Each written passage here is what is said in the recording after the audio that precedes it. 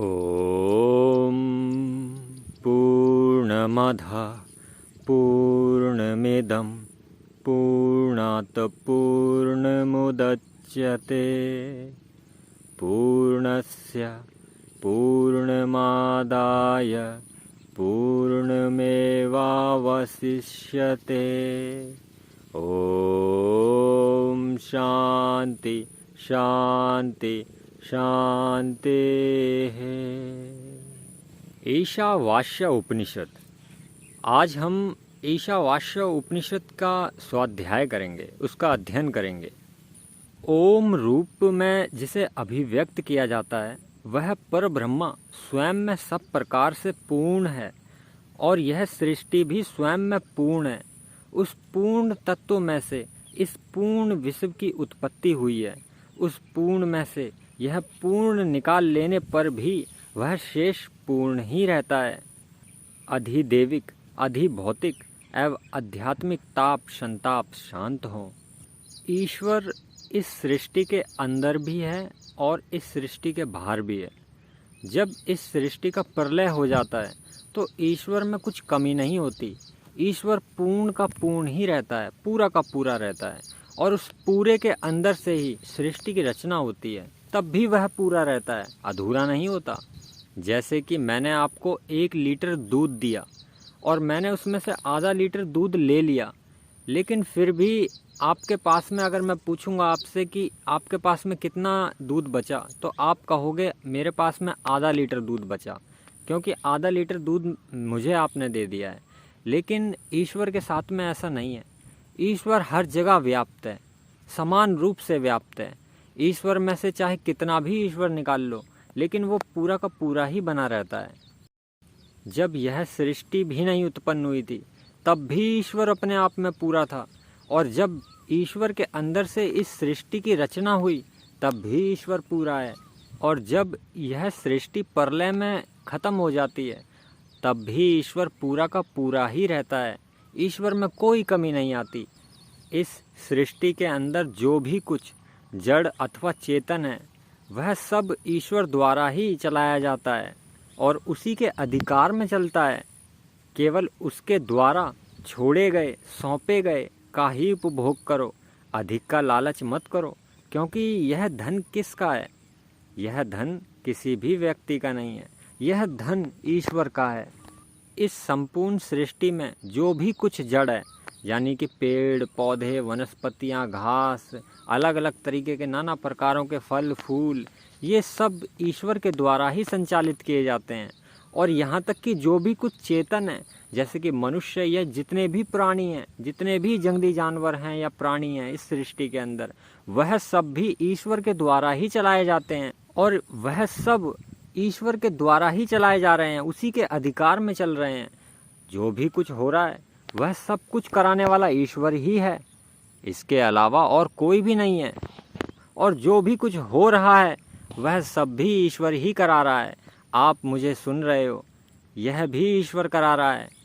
इसलिए ईश्वर जो कराए वही करो, लालच मत करो।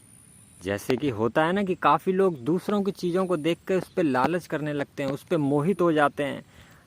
काफ़ी लोग ऐसे होते हैं कि दूसरे के धन को हड़पने की कोशिश में लगे ही रहते हैं, दिन रात मेहनत करते रहते हैं। मेहनत किसकी? दूसरे का धन हड़पने की मेहनत करते हैं।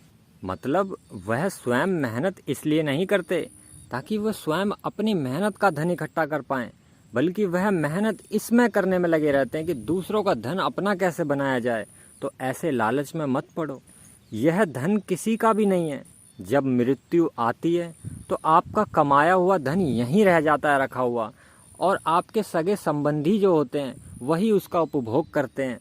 किसी व्यक्ति ने दिन रात मेहनत की और पूरे जीवन काल में उसने इतना पैसा इकट्ठा किया, इतना पैसा इकट्ठा किया कि उसने अपने जीवन काल में पेट भर के खाना भी नहीं खाया। उसका मन करता था रसगुल्ला खाने का, लेकिन उसने कभी रसगुल्ला खाया ही नहीं, क्योंकि रसगुल्ला जो था 10 रुपये का आता था और वो कमाता तो हज़ारों रुपए था, लेकिन सारे पैसे वो जोड़ता चला गया।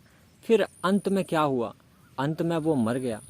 उसने अपनी कोई भी इच्छा पूरी नहीं कर पाया वो, और सारा का सारा पैसा उसका वहीं रखा रह गया। और उसके रिश्तेदार सगे संबंधी आए और उसका सारा पैसा बटोर के ले गए। तो क्या हुआ? उसकी मेहनत बेकार गई। जो भी धन उसने इकट्ठा किया था वो धन उसके उपभोग के लिए भी नहीं बचा, क्योंकि वो स्वयं ही नहीं बचा। क्योंकि धन का उपभोग जो है वह स्थूल शरीर, यह भौतिकी शरीर, यह मांस मज्जा का बना हुआ शरीर यही करता है। इसलिए धन का लालच मत करो। यह जो भी कुछ है सब कुछ ईश्वर का ही है। यही मन के अंदर कल्पना भाव रखो और यहाँ ईश्वर से अनुशासित इस जगत में कर्म करते हुए 100 वर्ष पूर्ण आयु तक जीने की कामना करें। इस प्रकार अनुशासित रहने से कर्म मनुष्य को लिप्त विकारग्रस्त नहीं करते। विकार मुक्त जीवन में निमित्त यह मार्गदर्शन तुम्हारे लिए है। इसके अतिरिक्त परम कल्याण का और कोई अन्य मार्ग नहीं है। इस सृष्टि के अंदर आपको मानव जीवन मिला है, तो इस मानव जीवन में सत कार्य करते चलें, धर्म के कार्य करते चलें और मन में हमेशा यही भाव रखें, यही कल्पना करें कि हम तो पूर्ण आयु जिएंगे। मनुष्य की अधिकतम से अधिकतम आयु 100 वर्ष की मापी गई है, तो अपने मन में ऐसा ही भाव रखें कि हम तो 100 साल ही जिएंगे और अपने मानव शरीर को हमेशा सत्य कार्य और धर्म के कार्य में ही लगाएं।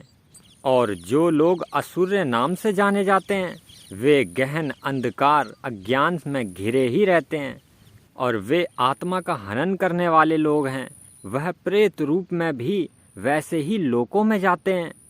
जो इंसान अपना ईमान गिरा देता है, जो इंसान मन के अंदर कपट रखता है, जो इंसान किसी के सामने जाकर बड़ी ही मीठी मीठी और उसकी भलाई की बातें करता है और उसके पीठ मोड़ते ही उसकी बुराइयां करने लगता है, जो काम बनाने गया था वह काम बिगाड़ के आ जाता है, तो ऐसे मनुष्यों को असुर ही कहा गया है। जो मनुष्य ईश्वर को नहीं मानता, उसकी सत्ता को नहीं मानता और समझता है कि जो भी कुछ हो रहा है वह स्वयं मैं ही करने वाला हूँ, ऐसे लोग गहन अंधकार में फंसे हुए हैं।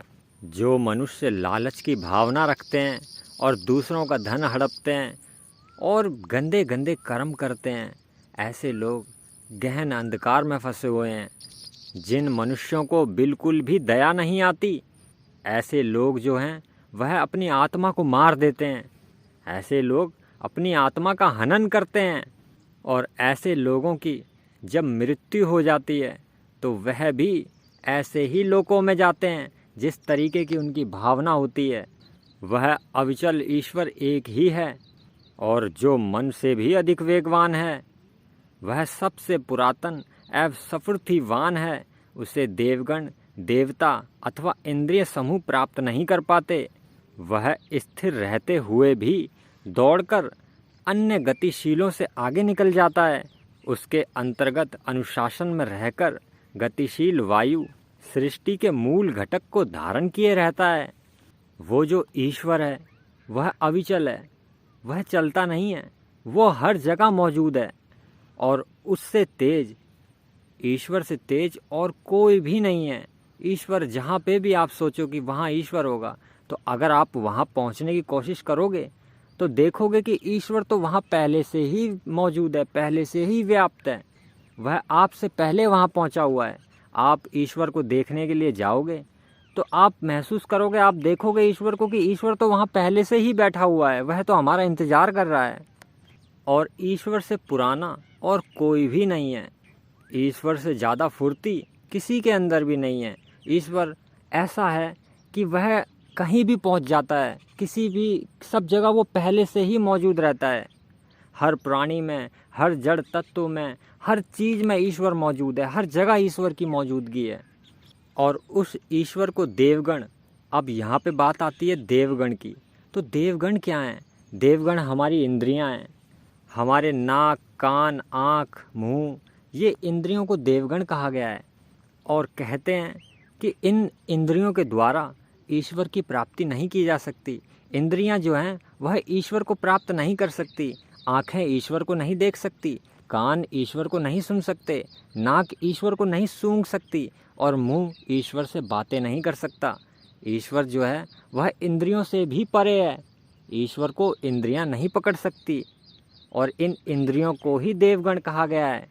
ईश्वर जो है वह एक जगह खड़ा रहता है और आप दौड़ के कहीं और पहुंचने की कोशिश करोगे तो आप पाओगे कि जहां आप दौड़ के गए हो वहां ईश्वर पहले से ही खड़ा हुआ है, वहां पहले से ही मौजूद है। वो ईश्वर से तेज, ईश्वर से आगे कोई भी नहीं निकल सकता। और वह ईश्वर ही है जिसके समक्ष, जिसके पास में यह गतिशील वायु, ये संपूर्ण सृष्टि, ये सब चल रही है। सृष्टि के मूल घटक को ईश्वर ही चलाता है। देखा जाए तो वर्तमान का जो विज्ञान है, आज के समय का जो विज्ञान है, वो यह मानता है कि सबसे तेज चलने वाला जो भी चीज़ है वह प्रकाश है। लेकिन यहाँ हम बात कर रहे हैं कि ईश्वर तत्व की, और ईश्वर जो है वह प्रकाश से भी अनंत गुना तेज है। वैसे देखा जाए तो मन की गति जो है वो भी नहीं मापी जा सकती, मन भी बहुत तेज है, लेकिन ईश्वर जो है वो मन से भी अनंत गुना तेज है। मन कहीं पहुंचने की कोशिश करेगा तो वो पाएगा कि ईश्वर तो वहाँ पहले से ही पहुंचा हुआ है। मन को पहुंचने में, उदाहरण के लिए मन को पहुंचने में कहीं पे 10 सेकंड लगते हैं और ईश्वर को उसने 10 सेकंड पहले कहीं पीछे देखा था, लेकिन जब मन 10 सेकंड बाद वहाँ पहुँचेगा तो पाएगा कि ईश्वर तो वहाँ पहले से ही खड़ा हुआ है। ईश्वर की गति इतनी तेज है कि ईश्वर से तेज इस सृष्टि में, इस पूरे ब्रह्मांड में कोई पदार्थ या कोई भी चीज़ ईश्वर से तेज हो ही नहीं सकती। और यह बातें हमारे ऋषि मुनियों ने बताई हैं, जिन्होंने उस ईश्वर का, उस अविचल ईश्वर का साक्षात्कार किया है, जो कि मन से भी तेज है। वैसे देखा जाए तो वह परमात्मा गतिशील भी है और स्थिर भी है। वह दूर से दूर भी है और पास से पास भी है। वह इन सब में, जड़ में, चेतन में, इन सब के अंदर भी है और इन सब के बाहर भी है, और इन सब को ईश्वर ने ढक रखा है। देखो, ईश्वर एक जगह मौजूद है और ईश्वर चलता भी है, और ईश्वर को आप दूर से दूर भी देख सकते हो, और देखा जाए तो ईश्वर आपके पास से पास भी है। ईश्वर, ऐसी कोई जगह ही नहीं है जहाँ ईश्वर मौजूद ना हो। ईश्वर हर एक प्राणी में, हर एक प्राणी में, जड़ तत्व में, पेड़ पौधे, वनस्पति, ऐसी कोई जगह ही नहीं है जहाँ ईश्वर ना मौजूद हो। ईश्वर सर्वव्यापी है, ईश्वर हर जगह मौजूद है, और वह ईश्वर ही है जिसने इस पूरी सृष्टि को अपने अंदर ढक रखा है। और जब व्यक्ति सभी भूतों को, जड़ चेतन सृष्टि को इस आत्म तत्व में ही स्थित अनुभव करता है तथा सभी भूतों के अंदर इस आत्म तत्व को समाहित अनुभव करता है, तब वह किसी प्रकार से भी भ्रमित नहीं होता।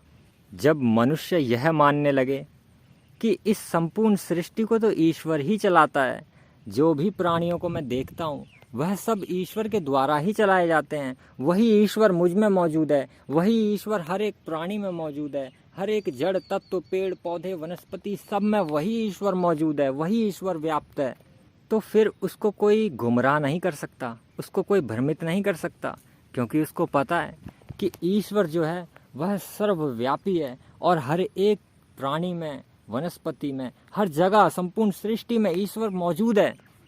देखो, मनुष्य जो भी कुछ पढ़ता है, जो भी कुछ उसने पढ़ा हुआ उसका ज्ञान है, उस ज्ञान के द्वारा उसके भ्रम का निवारण नहीं हो सकता, वो संभव ही नहीं है। मनुष्य के भ्रम का निवारण तब होता है जब वह अनुभूति करता है, उसको परखता है, क्योंकि अनुभूति परख का ज्ञान अनिवार्य है।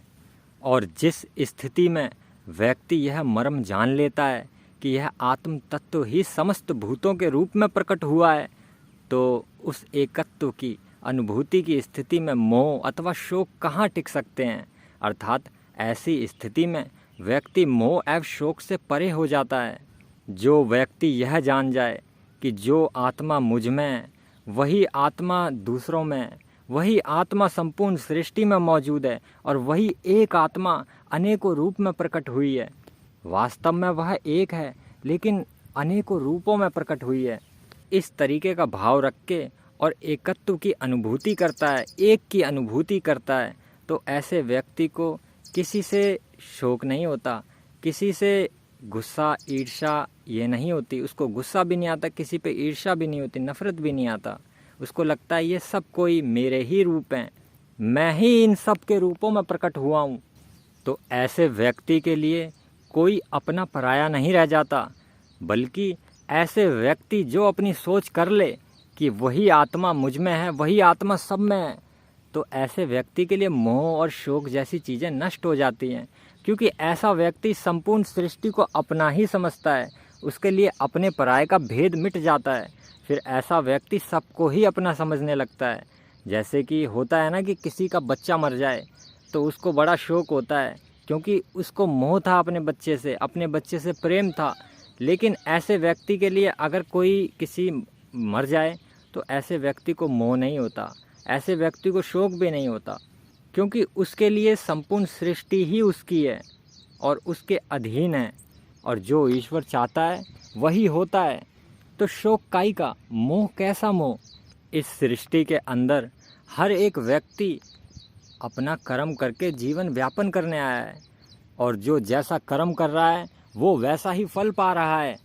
उसका समय ईश्वर ने यहीं तक लिखा था, तो उसका समय समाप्त हो गया है। तो मोह काई का, कैसा मोह? जो व्यक्ति अभी मृत्यु शैया पे लेटा हुआ है, थोड़े समय बाद उसको पुनः दूसरा शरीर प्राप्त हो जाएगा।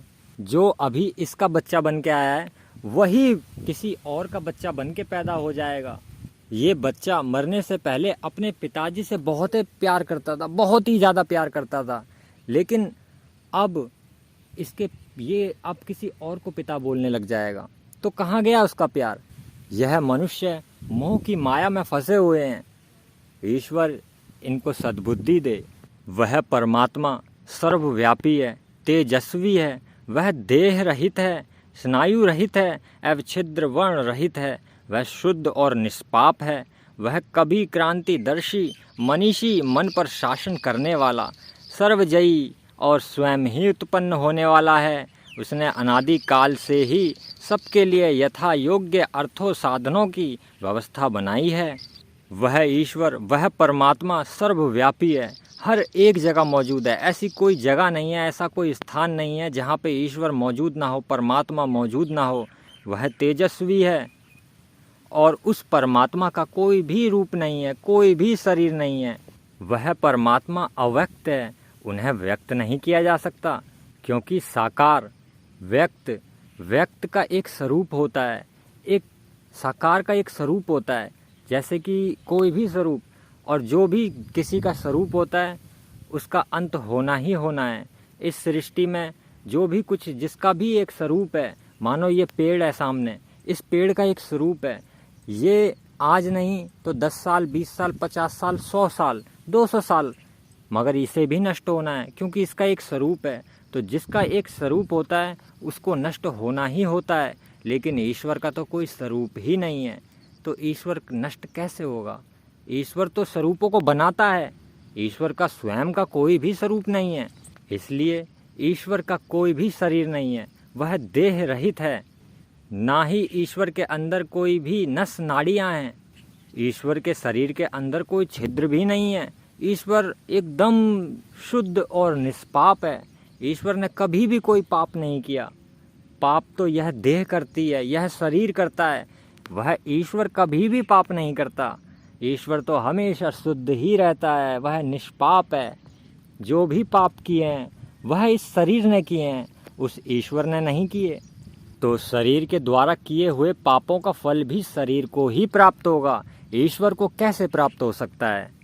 वह ईश्वर जो है वह मन के ऊपर शासन करता है, जबकि अभी देखा जाए तो मन जो है वह लोगों के शरीर के ऊपर शासन कर रहा है। लोग जो है मन के वशीभूत हो चुके हैं। मन करता है उनका तो करते हैं, नहीं करता तो नहीं करते, और मन कभी चाहेगा ही नहीं कि आप कुछ करो। मन के वशीभूत हो चुके हो आप, मन के गुलाम हो चुके हैं मनुष्य। लेकिन मन जो है वह ईश्वर के अधीन है, और ईश्वर उस मन के ऊपर भी शासन करता है। ईश्वर को कोई भी नहीं हरा सकता। ईश्वर विजयी है, सर्वविजयी है, और ईश्वर को कोई उत्पन्न भी नहीं करता। ईश्वर तो स्वयंभू है, स्वयं ही उत्पन्न हुआ है, और वह ईश्वर ही है जो अनादि काल से सबके लिए साधनों की व्यवस्था उसने बनाई है, हर चीज़ के लिए। कि जैसे कि घास उगाई है कि ताकि जीव जंतुओं का पेट भरे, फल उत्पन्न किए हैं ताकि फल खाने वाले जीव फल खा के अपना पेट भरें। सारी वर्ण व्यवस्थाएं उस ईश्वर ने ही रची हैं। उस ईश्वर के अलावा अन्यथा और कोई भी नहीं है। वह ईश्वर ही है जो संपूर्ण सृष्टि को चलाता है। और मूर्ख मनुष्य यह समझता है कि जो भी कुछ करता हूँ मैं करता हूँ। यह अज्ञान है। इस अज्ञान को दूर करो और ईश्वर की सत्ता का साक्षात्कार करो। जो केवल अविद्या पदार्थ परक विद्या की उपासना करते हैं वे तो घोर अंधकार में घिर जाते हैं, और जो केवल विद्या चेतना परक विद्या की ही उपासना करते हैं वे भी उसी प्रकार अंधकार में फंस जाते हैं। जो मनुष्य स्थूल यानी कि पदार्थ जो भी कुछ दिखाई देता है साकार की पूजा करता है, वे लोग अंधकार में फंसे हुए हैं। यहाँ पे कहने का अर्थ यह है कि जैसे कि मूर्तियों की पूजा करना और इन सब चीज़ों की पूजा करना, जो भी कुछ स्थूल है पदार्थ है उसकी पूजा करना, तो जो भी कोई पदार्थ परक विद्या की उपासना करता है वह अंधकार में फंसा रहता है। और जो केवल विद्या चेतना परक विद्या की उपासना करते हैं वे भी उसी प्रकार अंधकार में फंस जाते हैं। यहाँ पे निराकार की बात चल रही है कि जो निराकार को मानते हैं वे भी अंधकार में फंस जाते हैं, और जो साकार को मानते हैं वे भी अंधकार में फंस जाते हैं। जिन देव पुरुषों ने हमारे लिए इन विषयों को विशेष रूप से कहा है, हमने उन धीर पुरुषों से सुना है कि विद्या आध्यात्मिक ज्ञान का प्रभाव भिन्न है तथा अविद्या भौतिकी ज्ञान का प्रभाव उससे भी भिन्न है। देखा जाए तो विद्या और अविद्या इन दोनों को एक साथ जानो। इनमें से अविद्या द्वारा मृत्यु को पार करके विद्या द्वारा अमर तत्व की प्राप्ति की जा सकती है। मनुष्य को विद्या और अविद्या दोनों को ही जानना चाहिए। जो लोग केवल असंभूति बिखराव विनाश की उपासना करते हैं उन्हीं प्रवृत्तियों में रमे रहते हैं, वे तो घोर अंधकार अज्ञान में घिर ही जाते हैं। और जो केवल संभूति संगठन और सृजन की उपासना करते हैं वे भी उसी प्रकार अंधकार में फंसे रहते हैं। जिन देव पुरुषों ने हमारे लिए इन विषयों को विशेष रूप से कहा है, हमने उन धीर पुरुषों से सुना है कि संभूति योग का प्रभाव भिन्न है तथा असंभूति योग का प्रभाव उससे भी भिन्न है। इसीलिए इन दोनों कलाओं को एक साथ जानो। विनाश की कला से आप मृत्यु को पार करके अनिष्टकारी को नष्ट करके मृत्यु के भय से मुक्ति पाकर तथा संभूति उपयुक्त निर्माण की कला से अमृत तत्व की प्राप्ति की जा सकती है। आप इस संसार में जब तक हो तब तक साकार को समझो और साकार को मानो, क्योंकि अभी आप भी एक साकार रूप है आपके पास में एक, क्योंकि आपका भी एक शरीर है। तो आप साकार की उपासना करें और साकार की उपासना जो है करके और मृत्यु को प्राप्त करें। यानी कि ये जो शरीर है ये साकार है, और जो साकार होता है उसका एक अंत हो जाता है, उसका एक निश्चित समय होता है कि साकार का तो अंत होना ही होना है। तो जब साकार का अंतिम समय आ जाएगा तो साकार के द्वारा मृत्यु को प्राप्त हो जाओगे आप। और जो निराकार का ज्ञान आपने रख रखा है आपके पास मौजूद है, उस ईश्वर तत्व का ज्ञान आपके पास में मौजूद है, तो उस निराकार के ज्ञान से अमृत तत्व की प्राप्ति करो। जब तक आप साकार रूप में होंगे तो आपका साकार ज्ञान काम आएगा, लेकिन निराकार ज्ञान मृत्यु के पश्चात आपको अमृत तत्व की प्राप्ति कराएगा। सोने के चमकदार लुभावने पात्र से सत्य आदित्य मंडलस्थ ब्रह्मा का मुख ढका हुआ है। हे पूषण, मुझ सत्यान्वेषण करने वाले के लिए, आत्मलोकन के इच्छुक के लिए उसे उस आवरण को अपावृत करें, हटा दें उसे। हे पूषण, जगत पोषक, हे एकाकी गमन करने वाले, हे यम नियंत्रण करने वाले, हे सूर्य सर्व प्रेरक, हे प्रजापत्य सृजनशील, आप अपनी किरणों चकाचौंध को हटा लें, आप अपनी किरणों को बिल्कुल हटा लें और मुझे वह मार्ग दीजिए, मुझे वह अमृत तत्व दीजिए। आपका जो अतिशय कल्याणकारी स्वरूप है उसे मैं तो देख रहा हूँ, उसका तो मैं अब ध्यान भी कर रहा हूँ। यह जो पुरुष आदित्य मंडलस्थ ब्रह्मा है वह तो मैं ही हूँ। यह जीवन अस्तित्व वायु अग्नि आदि पंच महाभूत तथा अमृत सनातन आत्म चेतना के संयोग से बना है। शरीर तो अंत में आखिरी समय में भस्म ही हो जाएगा, नष्ट ही हो जाएगा। इसलिए हे संकल्प करता, तुम परमात्मा का स्मरण करो, अपने सामर्थ्य का स्मरण करो और जो कर्म कर चुके हो उसका पुनः पुनः स्मरण करो। एक वक्त आएगा कि यह मांस मज्जा का बना हुआ शरीर आपका जो है यह नष्ट हो जाएगा, मृत्यु को हासिल हो जाएगा। लेकिन वह अमर तत्व का ज्ञान आपको अमरता प्रदान कराएगा। हे अग्नि यज्ञ प्रभु, आप हमें श्रेष्ठ मार्ग से ऐश्वर्य की ओर ले चलें। हे विश्व के अधिष्ठाता देव, आप कर्म मार्गों के श्रेष्ठ ज्ञाता हैं, हमें कुटिल पापों से बचाएं।